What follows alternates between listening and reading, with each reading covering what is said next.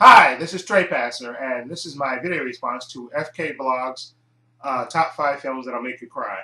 Okay, I first actually saw Ian or Forkerball's response to your video, so I thought it was a great subject, and I got 5 films. I got sort of unconventional choices, but these are 5 films that get me weepy. Okay, so let me go get into this.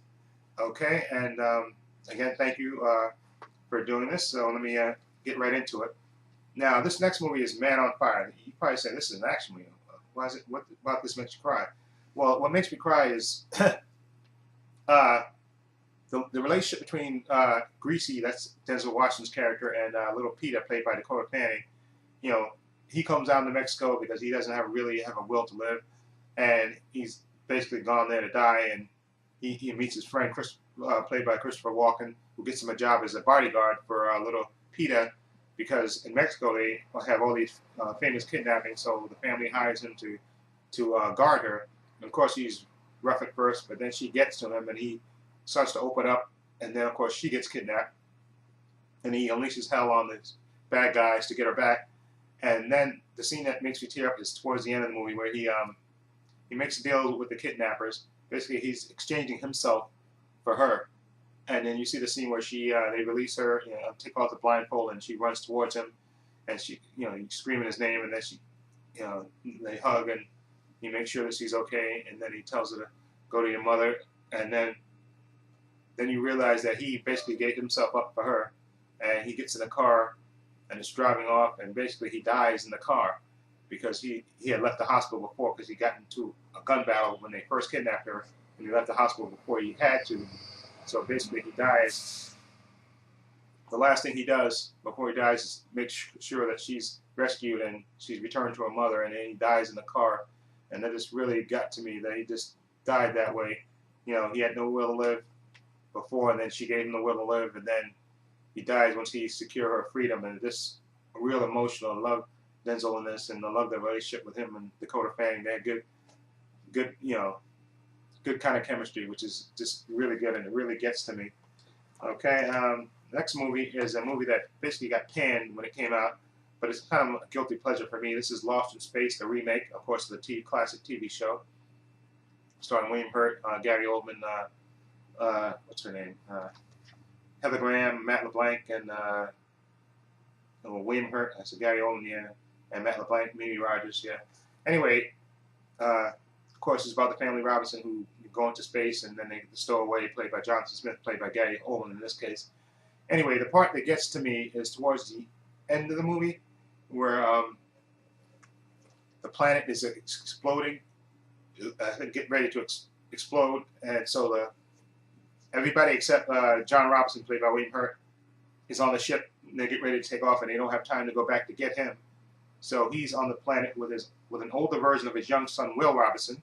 Okay, it's too complicated to explain here, but he's on the planet with his older version of his son, and the ship is taking off, and then you see them, the mother, she's saying goodbye, my love, and she's hugging her kids and stuff, and they get ready to take off, and then you see these meteors. I don't know if it's the planet that's, since it's falling apart, it just hits the ship and it explodes. Of course, he's devastated. John Robinson, he's watching this, and he's absolutely devastated. And then you see him he's devastated that his family just got wiped out right in front of him.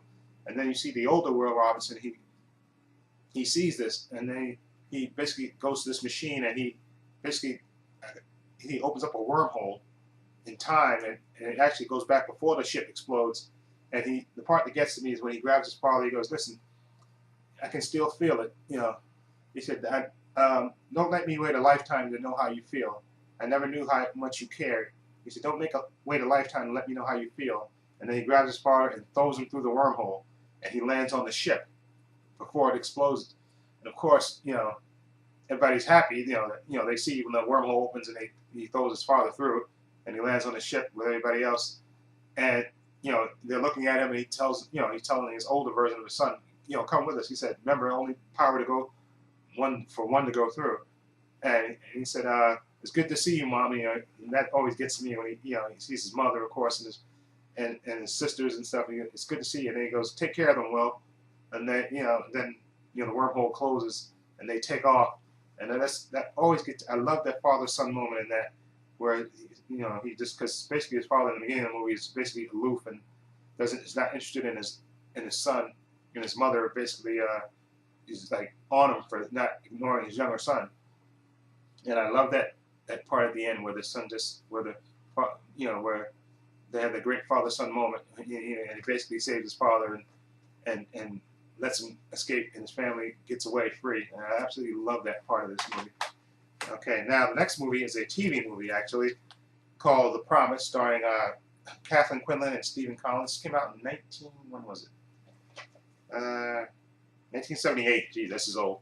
I remember this being this is like a CBS TV movie. Haunting Story of Love and Betrayal. That's what it says.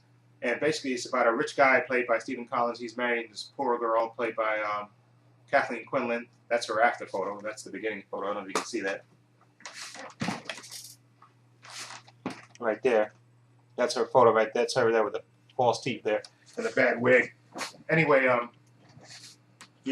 he's, they're in love, of course, and young and in college, and in the beginning of the movie, he asks her to marry him, and she has him make a promise to her. That's hence the title, that they'll always remember the spot and stuff and come there and always remember their love.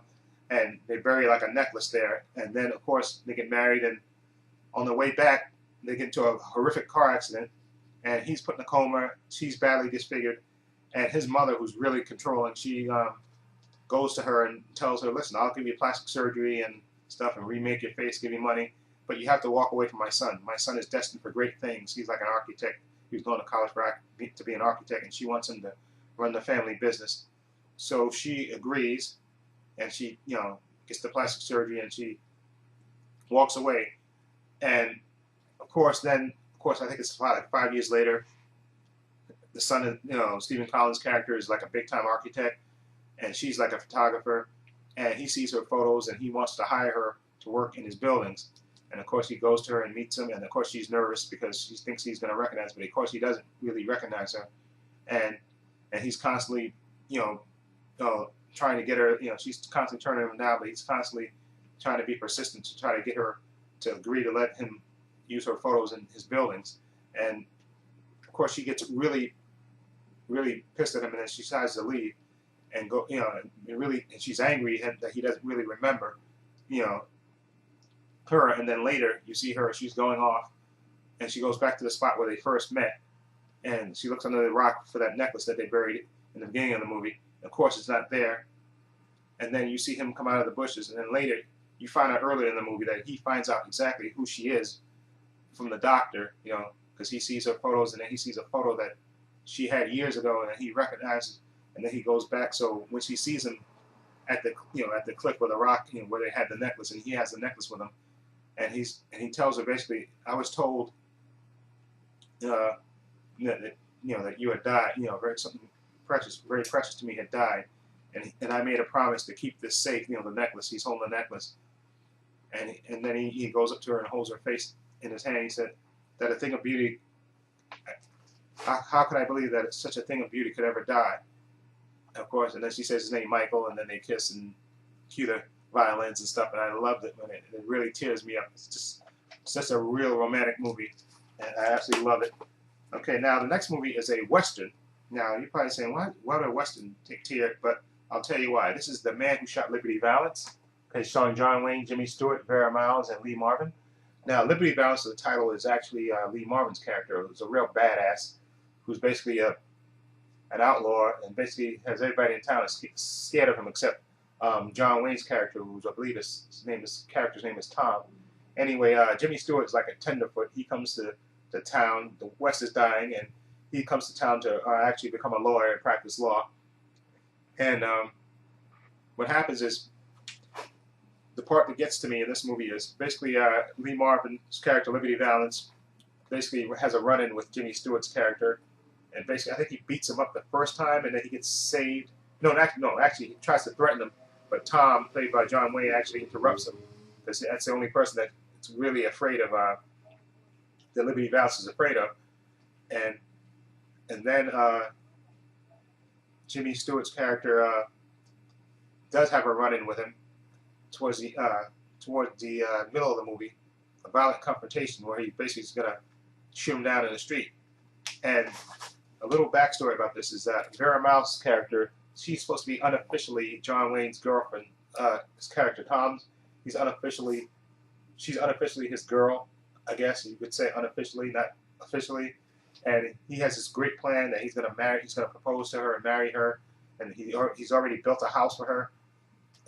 But then Jimmy Stewart's character comes along, and she starts to get to know him, of course. And then when they have this big confrontation with Jimmy Stewart's character and Liberty Valance, played by Lee Marvin, in the street, where he's basically gonna gun Jimmy Stewart's character down, you see Tom, John Wayne's character, off to the side, and he tells his best friend Poppy to throw him the rifle. He throws him the rifle, and before Liberty Valance kills Jimmy Stewart, he kills him. He shoots him from the side, but everybody thinks Jimmy Stewart's character is the one that did it, and he becomes famous, just like becomes the famous guy of this title, the man who shot Liberty Valance. And the reason that this makes me cry is there's a part after he kills Liberty Valance, and Vera Mouse's character comes out, and she runs up to Jimmy Stewart, and she's grateful that he's still alive, and she's hugging him and stuff. And then Tom comes in, he sees it, and he knows in that moment that he's lost his girl to Jimmy Stewart's character, and he's actually devastated. And he's devastated because the look on his face, and then also he goes out to his ranch where he built this little house that he built that he was going to live in with her. He burns it to the ground, and he almost basically doesn't want to live, and he basically is almost going to die, except his friend Poppy pulls him out before he dies. And that part just gets to me, because the devastation on John Wayne's face when he sees that his girl, Vera Mouse's character, really loves Jimmy Stewart's character, is just heartbreaking. And then you see him burn down the house, and he's just absolutely devastated and doesn't want to live. And it's just a really, really good Western, a real good movie. And that moment is just really breaks my heart for John Wayne, and makes me sad and tear up. Now, my last movie is a movie, The Prince of Tides, directed by Barbra Streisand, Nick Nolte. Barbra Streisand stars in this, and Nick Nolte won an Oscar for this. This is based on a best-selling novel, and the basic story of this is I think his name is Tom. Yeah, Tom Wingo. That's Nick Nolte's character's name. He is a football coach and a teacher down south, and he comes from a largely dysfunctional family, and he has a sister and a brother. And he gets a call from Dr. Lowenstein, played by Barbra Streisand. His sister tried to kill herself, so he comes to New York to see if he can help her. And during the course of this, of trying to help his sister, he gets to know Dr. Lowenstein, of course. But the backstory of this is that Dr. Tom Wingo is married. He has 3 kids. His wife is basically cheating on him, and he's not really into the marriage. Okay, and he's emotionally cut off because of events in his past between his mother and father. But anyway, when he comes up to New York and gets to know Dr. Lowenstein, of course, he falls in love with her, of course, and then they hang out and stuff, and then the part that gets to me is towards the end of the movie, where you see a scene of Nick after his sister's gotten better, and he gets a phone call from his wife, and then you see him standing across the street, and the way Barbra Streisand shoots it, you see her, crossing the street towards Tom Wingo, and she already knows. She said, "Your wife called you, right?" And he goes, "Yeah, she called me." And then they hug, and he goes, "I feel like I'm dying," And she goes, "Well, we both knew this day would come." Okay, and they hug each other, and then you see that they go out to dinner and have one last night together. And then he basically does his voice. Then Nick Nolte's character does a voiceover, basically telling, a few weeks ago, I wanted out of everything. But she taught me, how to open up, and she gave me the courage to go back to my wife and family. And then you see him, they show these quick shots, and so you get his voiceover when he's talking about, I'm a teacher, a coach, and a well-loved man, and that's more than enough. And then you see him reuniting with his family, with his wife and his daughters. And he said, in New York, I learned to love my mother and father with all their flawed, outrageous humanity. And in life, and with family, there is no crimes beyond forgiveness. And then you see a shot of him sitting on the football bleacher seats, and he goes, every now and again I look to the north, and I wish again there were 2 lives apportioned to every man and every woman. And then he goes, he's driving in the car. He said, "As I drive through the city of Charleston, and I cross the bridge that'll take me home, these words come to me as a whisper, as prayer, as regret. Lowenstein, Lowenstein, Lowenstein." That's what he says. I remember that line because I absolutely love that part. You know, towards the end of the movie, you get they cue up the sad music, and he's driving across. Of course, Lowenstein is Barbra Streisand's character, and that part always gets to me the end. You know, Nick Nolte, I can see why he won the Oscar, because that part just tears me up, where he basically tells you how Lowenstein changed his life, and how, you know, he fell in love with her, but she gave him the courage to open up, and to give him the courage to basically to go back and go back to his family, even though he loved her. You know, he had to go back and be responsible and go back to his wife, who he equally loved, and his kids. And it's just a real tearjerker of a movie. The ending, and I have it on my iPod actually, that ending, and it's just absolutely a great movie. And again, so thank you, FKVlogs, for doing this. I'm tearing up now thinking about these movies. Thank you for coming up with this great subject. Okay, I'll leave a link to FKVlogs channel somewhere in here. Okay, so please sub to her, and she's a great fellow YouTuber from the UK. Okay, and has great content on her channel, definitely worth checking out. And of course, I'll leave a link to also to Forkerball's channel, who's a legend on YouTube. I'll leave a link to his channel somewhere in here. And sub to Ian. He's a great fellow YouTuber, always makes the most interesting videos, never boring. Okay, and this is Trey. Let me know what you think of my choices. Feel free to leave comments down below. And this is Trey Pastor saying so long and take care.